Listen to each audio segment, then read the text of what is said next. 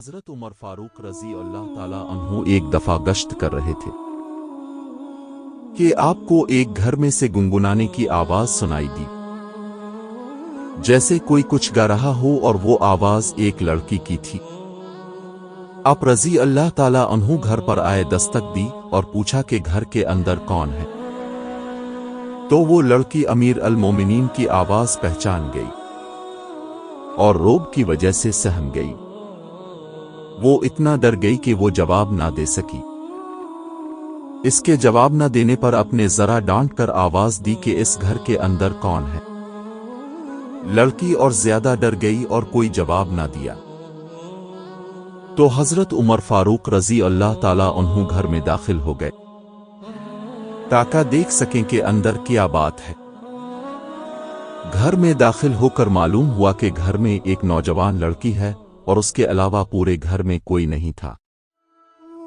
تو آپ رضی اللہ تعالیٰ عنہ نے پوچھا، یہ لڑکی تو کون ہے اور کیوں گا رہی تھی؟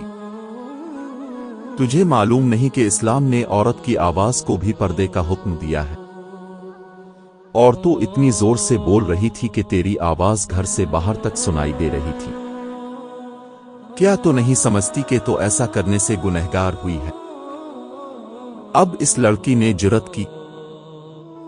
اسے بھی بھروسہ تھا کہ فاروق اعظم رضی اللہ تعالیٰ عنہ عادل کامل ہیں، میں جو کہوں وہ کبھی بھی جذبات میں آ کر فیصلہ نہیں کریں گے۔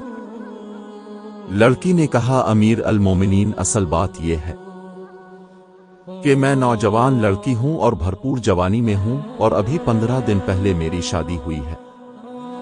میرا خاوند بھی نوجوان ہے۔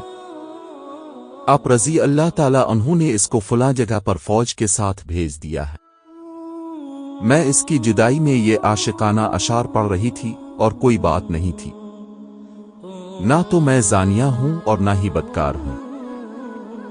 تو آپ رضی اللہ تعالیٰ عنہ نے فرمایا، تیرا لہجہ بتا رہا ہے کہ حقیقتاً بات یہی ہے۔ پھر آپ رضی اللہ تعالیٰ عنہ اپنی اہلیہ کے پاس آئے اور پوچھا، اگر لڑکی کی شادی ہو اور نوجوان ہو اور اس کا خاوند بھی نوجوان ہو اور دونوں میں جدائی کر دی جائے تو وہ کتنے دن تک جدا رہ سکتے ہیں؟ تو آپ کی زوجہ نے فرمایا، 3 مہینے سے زیادہ وہ نوجوان لڑکی صبر نہیں کر سکتی۔ یہ الگ چیز ہے کہ اس کا دین مضبوط ہو، اس میں حیا ہو اور وہ اپنے اخلاق کی وجہ سے گناہ سے دور رہے۔ تو فاروق رضی اللہ تعالیٰ عنہ نے یہ سن کر فلفور حکم نام جاری کیا کہ جن شادی شدہ نوجوانوں کو جنگ پر بھیجا گیا ہے انہیں 3 مہینے کے اندر واپس کیا جائے اور ان کی جگہ دوسرے سپاہیوں کو بھیج دیا جائے۔ حضرت عمر فاروق رضی اللہ تعالیٰ عنہ کی جاری کردہ اس قانون پر آج تک عمل درآمد ہو رہا ہے۔